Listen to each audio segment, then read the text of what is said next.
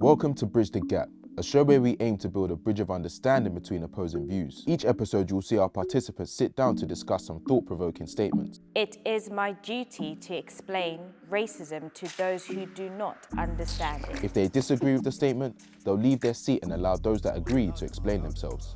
I feel like there's just generally there's people that are from different backgrounds, different upbringing, that they don't understand a lot of things. Those that disagree then return and express themselves to the rest of the group, hopefully building a bridge of understanding. But is it your duty? That's the word. That's the word that was really shook me. Not your job. Let's see what happens. I have seen a therapist/counselor before.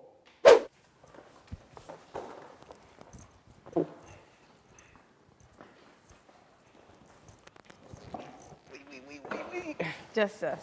Yes, Yeah, so I invested in a life coach this year properly, and that was out of like trial and error. Therapy didn't really work for me in that sense, so a life coach I find was better for me and gave me more accountability for what I was like working through and still working through. But also, ages ago when I was like, I'd say about 12, I went through quite a turbulent time with my mum and we went to therapy together.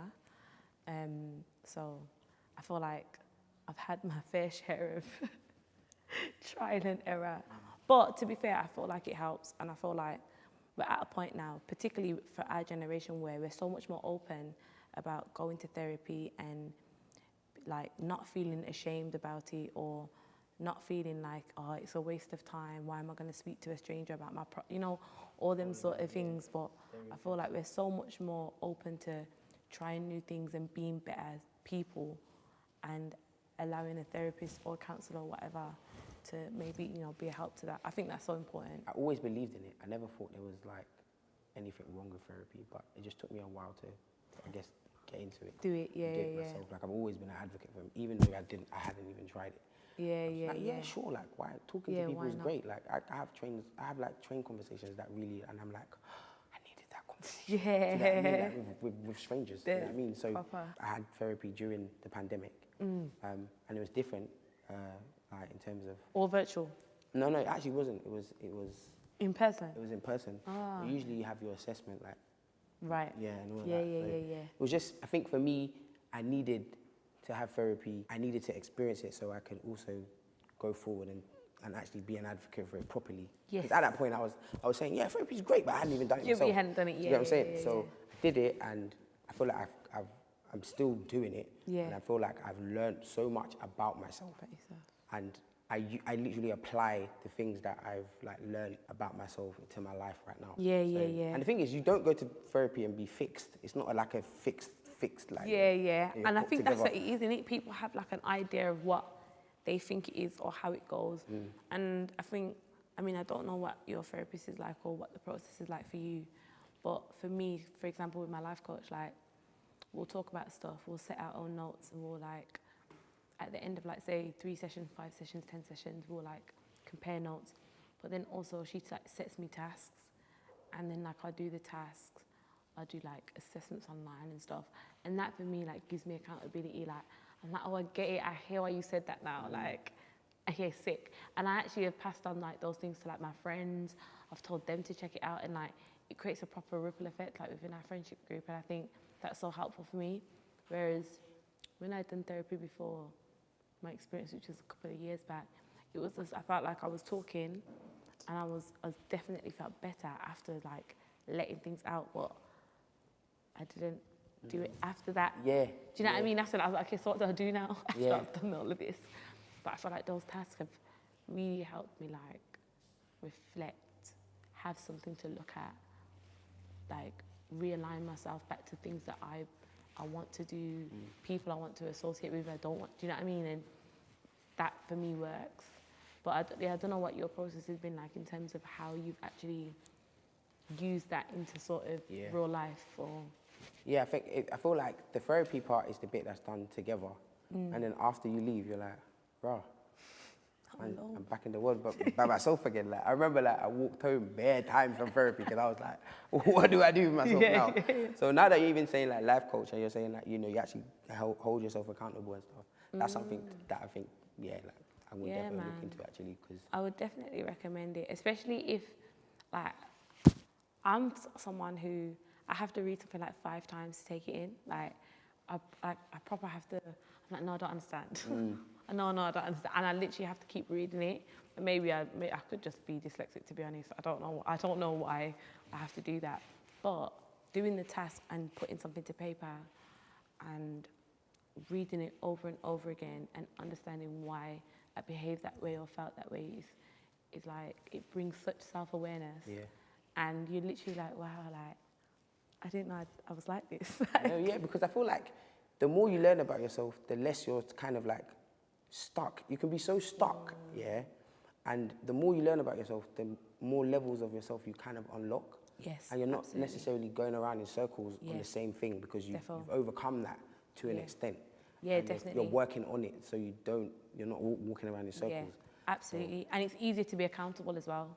So you recognize your behavior in certain situations, or when you find yourself in a particular circumstance or whatever, and you recognize that, okay, I'm behaving like this because, or this is how I felt, because actually it's an attachment of this emotion that I had earlier this year. It's not actually the isolated situation that's happening right now.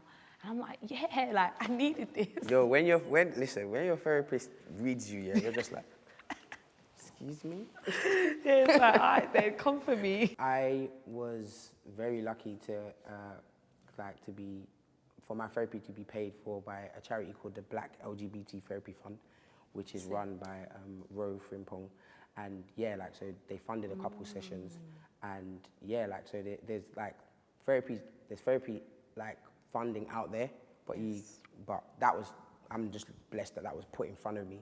It's very hard to find, and they're kind of creating a black therapy. There's a black therapy website where you can actually go and find. Yeah, I'm sure there is. I don't know the name, and actually, to be honest, I found my life coach on Instagram, and it was literally just a repost of somebody when they had said recommended people to follow, like affirmations and stuff. And I had found her and just inquired. But actually, I think on Twitter, that's where I see a lot of stuff. And I actually saw that what Road started. And there's through different organizations, even if it's not like an actual therapy, like what Road started, there's lots of collectives where you can ask. So I know Liv from Galdem is always sharing stuff. I've seen her share a couple of stuff. I'm a part of a network called the Freelance Queens, and they always share different things.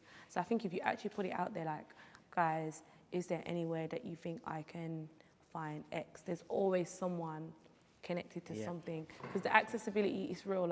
There are a lot of people that want to be, for example, I want a black woman as a therapist, so that there's a relatability there, or I want someone of the LGBTQ community so that I can talk in a safe space, all them things, because biases do exist. So I think if you can kind of put out there exactly what you want, or even just test it, I feel like there's a community.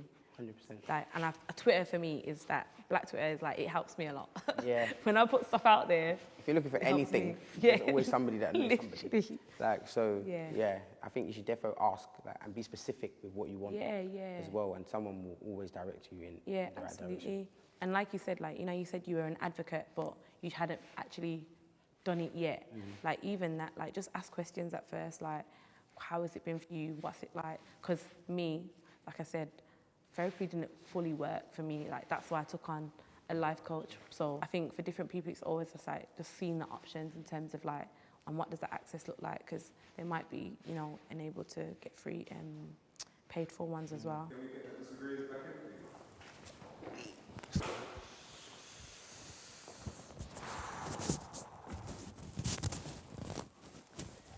Welcome. That was a hefty. Sit down. I've never seen a therapist for a life coach, but you guys make it sound like something I should do. But I find therapy in other forms. I find a lot of things therapeutic, so I see that's therapy, you know? Music, writing down my thoughts. My notes is full of amazing words, you know? But the whole therapy thing, I'm blessed to be in a group, a boy band. So it's like I'm able to speak to these people and they relate as well because we're going through like no shows and whatnot, we're experiencing it together. So I was able to speak to these people, and I feel like general conversation alone, this is therapy to me. Feel me, like hearing thoughts and what people have gone through and whatnot. Sharing it, I feel like that's therapy alone. So I haven't gone to a therapist directly, but there's a lot of things that I class as therapy. That just keeps my mind at peace. Dancing in the dark, it's amazing, guys. Trust me. Turn off the lights, dance in the dark. See, trust me. Like pitch black. Pitch black, and just dance. I haven't done that. Scary. Trust me. Like I've done it in the club, but there's lights. See, those lights, Strobes and that. they affect the Is your floor clear? clear flow. Yeah. Trust me. It's a motion thing. Like it's just, you know. Are your it's eyes like- closed as well? Because that's like double dark. See, it's dark, yeah. So my eyes been open. It doesn't even matter. It's just it's that sense of I don't know where I'm dancing to. I don't know what's there, but I'm dancing. It's like it's an expression. I love that. Do you know what I mean? So I find therapy in other forms. I go for a lot. I do walks. I love nature, but like sitting down directly with a therapist, I haven't done. And I feel like it's because to understand someone, or for someone to understand me, you kind of have to relate in a way. And that's why I'm like, again, I said I'm blessed to have guys around me that we do music together that, you know, that relate with what I do. And like we go through stuff and we just speak about it, whether it's ladies, whether it's money, whether it's, I'm able to speak to these people about it. And we live basically the same lifestyle, so it's like they relate the most. Do you know what I mean? But yeah. I hear that. I've not been to therapy or like spoken to a counsellor. That's mainly because I just bottle a lot of stuff in and I don't feel comfortable speaking to people about my problems. Yeah, and so I just deal with it myself by writing. You and internalize a lot. yeah, it's not good though. Do you know? Sorry to cut you off. See the internalizing thing, yeah. Like we suppress pain a lot, but depending what type of person you are, what you're suppressing kind of leads to greater things. Do you know what I mean? Once you are able to speak on it, or not, it doesn't have to be a counsellor or therapist. Like Remy mentioned before, speak to a stranger, and just speaking about it. They may not be able to relate, but just letting it out, it's like a weight lifted off your shoulder. Just, you know. I speak to my pen. And my See, pen that- writes. See? I see that's therapy I as love well. that. Yeah. Sometimes, and again, like I was talking about this with my friend the other day, like self-work is so hard. Like going through like personal development and self-development, like, it's quite a self-destructive thing. But you come out on the other side. What do you find about it that's self-destructive? Because you have to put yourself through a lot of pain in terms of like confronting a lot of like hard truths, trauma, like a lot of stuff that you've probably gone through, emotional trauma from a child maybe that you haven't addressed, or like it's actually very hard, like going through that process. And the idea for me, like I've gone through so much unlearning of what I was brought up on and how conversations, language that was used, like, and not to say like, you know, those people around me are bad people or anything like that.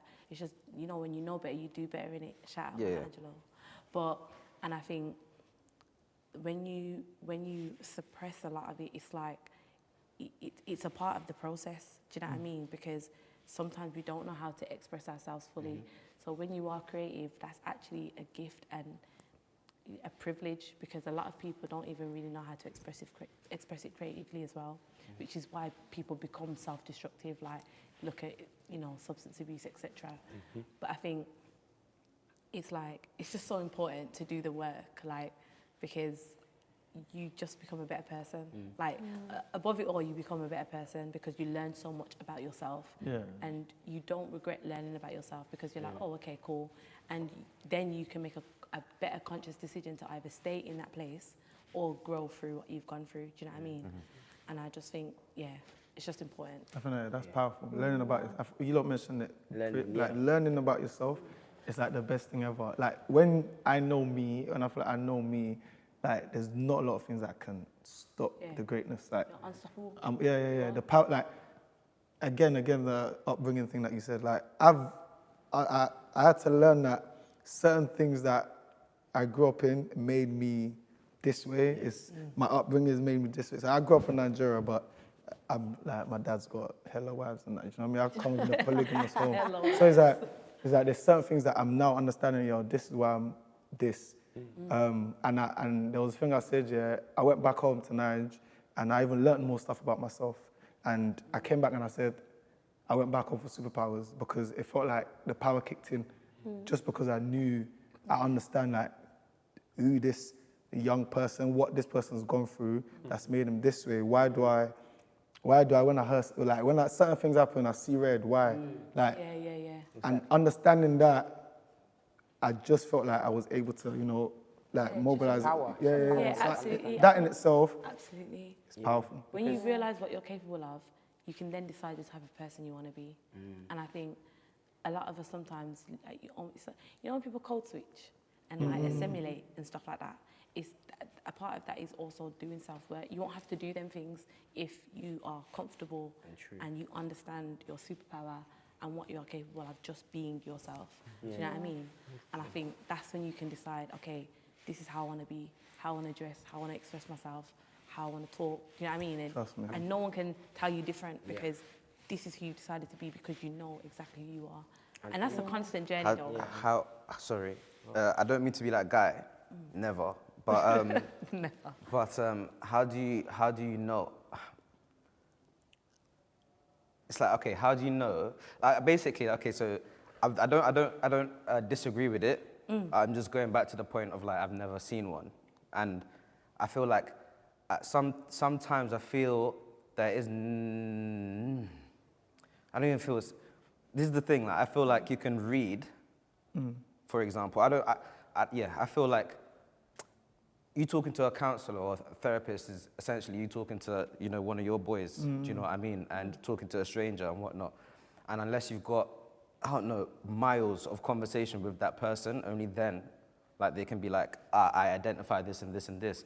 But I feel like, because I'm not gonna lie, I don't know, personal developed as well as everyone else has tried to. And I feel like I got superpowers from books. Yeah, absolutely. But at the same time, I've never tried it. I would definitely look into it once. But I would just be the sort of guy that goes, if you feel it helps you. If it helps you and it works, fantastic. But I feel like people underestimate the power of books way more.